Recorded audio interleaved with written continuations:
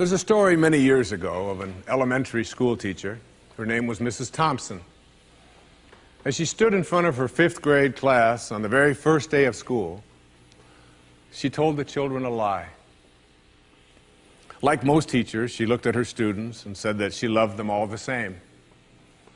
But that was impossible because there in the front row, slumped in his seat, was a little boy named Teddy Stoddard.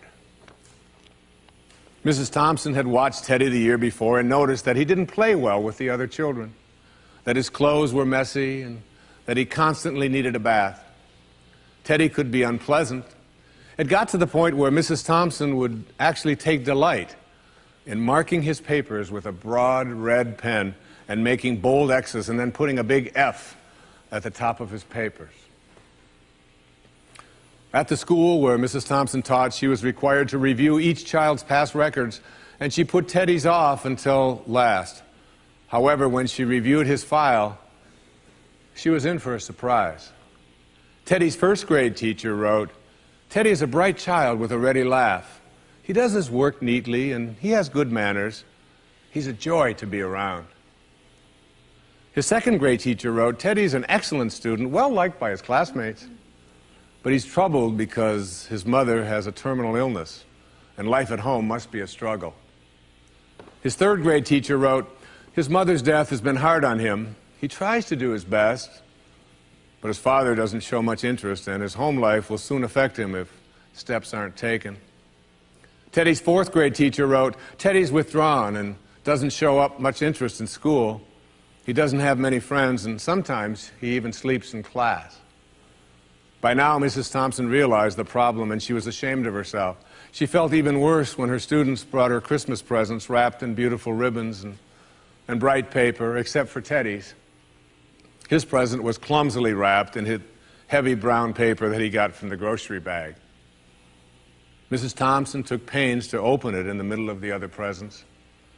Some of the children started to laugh when she found a rhinestone bracelet with some of the stones missing and a bottle that was 1/4 full of perfume. But she stifled her children's laughter when she exclaimed how pretty the bracelet was, putting it on and dabbing some of the perfume on her wrist. Teddy Stoddard stayed after school that day just long enough to say, "Mrs. Thompson, today you smell just like my mom used to." After the children left, she cried for at least an hour. On the very day, she quit teaching reading, writing, and arithmetic, and instead, she began to teach children. Mrs. Thompson paid particular attention to Teddy. As she worked with him and his mind seemed to come alive, the more she encouraged him, the faster he responded. By the end of the year, Teddy had become one of the smartest children in the class, and despite her lie, became one of her teacher's pets. A year later, she found a note under the door from Teddy telling her that she was still the best teacher he ever had in his whole life. 6 years went by before she got another note from Teddy. He then wrote that he had finished high school third in his class, and she was still the best teacher he ever had in his whole life. 4 years after that, she got another letter saying that while things had been tough at times, he stayed in school and stuck with it, and would soon graduate from college with the highest of honors. He assured Mrs. Thompson that she was still the very best and favorite teacher he ever had in his whole life. Then 4 more years passed, and yet another letter came. This time he explained that after he got his bachelor's degree, he decided to go a little further. The letter explained that she was still the best and favorite teacher he ever had, but now his name was a little longer. The letter was signed Theodore F. Stoddard, M.D. But the story doesn't end there. You see, there was yet another letter that spring. Teddy said he'd met this girl and was going to be married. He explained that his father had died a couple of years ago, and he was wondering if Mrs. Thompson might agree to sit in the place at the wedding that was usually reserved for the mother of the groom. Of course, Mrs. Thompson did, and guess what? She wore that bracelet, the one with several rhinestones missing. And she made sure she was wearing the perfume that Teddy remembered his mother wearing on their last Christmas together. They hugged each other, and Dr. Stoddard whispered in Mrs. Thompson's ear, "Thank you so much for making me feel important and showing me that I could make a difference." Mrs. Thompson came with tears in her eyes and whispered back, "Teddy, you have it all wrong. You were the one who taught me that I could make a difference. I didn't know how to teach until I met you. Isn't that a beautiful story?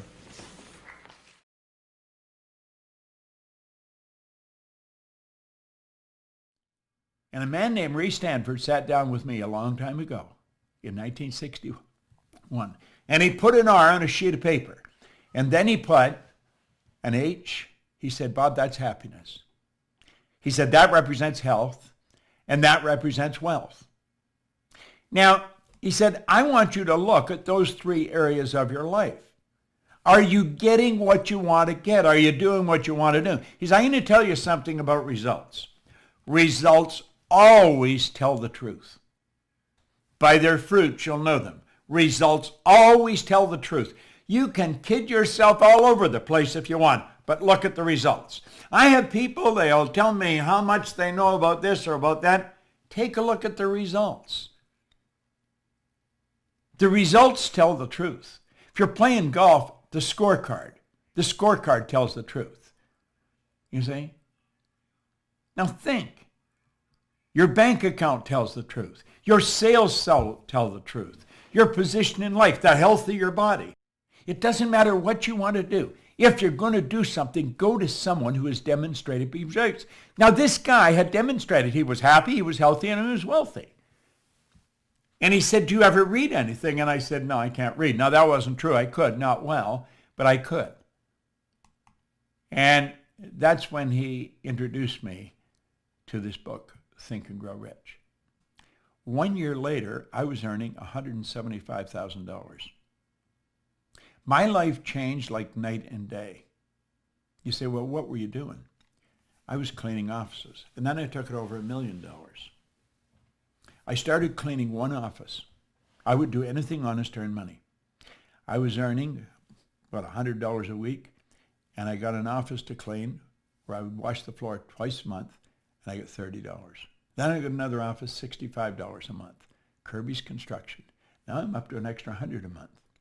Do you know in less than 5 years, I was cleaning offices in Toronto, Montreal, Boston, Cleveland, Atlanta, and London, England. Went right through the roof. Now, if you had asked me what I was doing, I couldn't tell you. I would say I'm cleaning offices. I'm reading Think and Grow Rich. See, I had been raised to believe if you're going to earn a lot of money, you've got to be really smart. Well, I knew I wasn't that smart, but I was earning a lot of money. I was raised to believe if you're going to have a good job, you have to have a good formal education. I didn't have a good formal education. I didn't have a good job. I owned the whole company. And so I started to study. You see? I thought, I'm believing in lies. You don't have to be smart to earn a lot of money. There's people that are functionally illiterate. They can neither read nor write, and they're earning millions of dollars.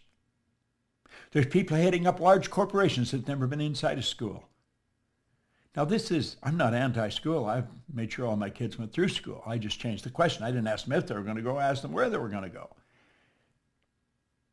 I'm mentioning this because I believe anyone can do anything if they can sit down and write it out on a piece of paper and then work at changing what's going on inside. I want you to look at the mind and then look at paradigms. But let's personalize it. Let's look at your mind and your paradigm. Now, let that drawing represent your mind. That, by the way, is the most valuable concept I have ever learned. There's the conscious mind, the subconscious, and the body. Okay? Now, the conscious mind is the thinking mind. Do you know that the average person does not think? Do you know that thinking is a subject that's not taught in school? You'll say everybody thinks. Hardly anyone thinks. I remember Earl Nightingale used to say, if the average person said what they were thinking, they would be speechless. Do you know what we do? We confuse mental activity with thinking. That's not thinking. Listen to what most people are saying. They'd never say what they're saying if they were thinking. Watch their behavior. They'd never do what they were doing if they were thinking. Back in 1981, I picked up a paper from Dr. Lawrence Rampell. Listen to what he said. Thinking is a skill which can be learned just as we learn skills such as typing and playing the piano. Few public schools offer courses devoted expressly to teaching thinking. Rather, we are expected to learn and teach thinking as a byproduct of learning mathematics, reading, history, science, a trade, and so forth. And we do learn a lot about thinking in that way. The trouble is we learn our thinking skills in bits and pieces, and we never put it together as an overall picture. If asked to describe what all is required in order to think effectively, most of us would be at a loss to give a complete account. Thus, we are unable to assess our own thinking skills or systematically teach the skill of thinking to others. Well, it's with your conscious mind you think. This is also what we call the educated mind. And I'm going to come back to that because I'm going to show you just how far off track we get with that. Now, this is where our intellect is resident. And it's the intellectual factors that give you the ability to be the creative ability. You say you're created in God's image? Well, that's where the creative faculty comes in. In our intellectual factors, you have perception, the will, reason, imagination, memory, intuition. Now, the subconscious mind is quite different from the conscious mind. That's what we call the emotional mind. See, the conscious mind can think, so therefore you have the ability to choose. You literally choose where you're going. Now, the choice may be unconscious, but it is a choice. You have the ability here to accept or reject information. When we see something come on the news about the economy's taking a dive, say maybe for them or you, but not for me. You've got the ability to reject information. Somebody starts to tell you a bad story, reject it. Now think. You have the ability to accept or reject it in your conscious mind. You have the ability to originate ideas in your conscious mind. You can originate any idea you want. Now your subconscious mind has no ability to reject. It must accept. And here's something else. Whatever's placed in the subconscious mind is going to dictate your world. It really will. And your imagination or your subconscious mind cannot differentiate between what you imagine and what's real. So if you imagine something happening and you get emotionally involved, it's actually starting to happen. You may say, well, that's ridiculous. Well, the Wright brothers didn't think so. Ed Hillary didn't think so. Steve Jobs didn't think so. Think about it. Thomas Edison didn't think so. Alexander Graham Bell. See, we listen to them and think, well, they're different. No, they're not different. They're exactly the same as you and me. Now look here for a moment. I've given you the basics about the mind. Now let's look at this. Today, you're being inundated with information in your conscious mind from radio, from other people, from TVs, from newspapers. And you have the ability, because you have a reasoning factor, you have the ability to think. And you can say, I don't want that information. I'm not accepting that. And you can cause it to go away. But you know something? We don't do that. Not only don't we not do that, we don't even think about it. We don't even think. Why? We leave our mind wide open. And it goes right in. What do we say about the subconscious? It has no ability to reject. It must accept. Why do we do that? Because we're programmed to do it. That's why we do it. That's our paradigm. How did that happen? How did it happen that we go around leaving our subconscious mind wide open? Because it's what's going on in the subconscious that dictates what you do. Well, let's look at it for a minute. Let's close the window here and open it over here. Now, I'm hoping you're paying attention to this because this could be worth millions to you. It can cause you to live in a healthier body. It can cause you to build your business. See, this is you as an infant. Not today. This is you as an infant. And what's going on? Whatever's happening around you goes right into your subconscious mind. And it just keeps going in over and over and over. See, you're programmed genetically. That's why you look like your relatives. There's a little particle of energy from mom and a little particle of energy from dad came together. And that was the nucleus of you. And 280 days later, you made your debut on the planet. But you have all that DNA, moms and dads, going back for generations. You're genetically programmed. Many of your beliefs have just been passed from one generation to the next. And many of them are absolutely ridiculous. Well, you see, your self-image is formed when you're in your little life, when you don't even have the ability to think. Now, self-image is just one idea. A multitude of ideas are a paradigm. Look at the people we're surrounded by.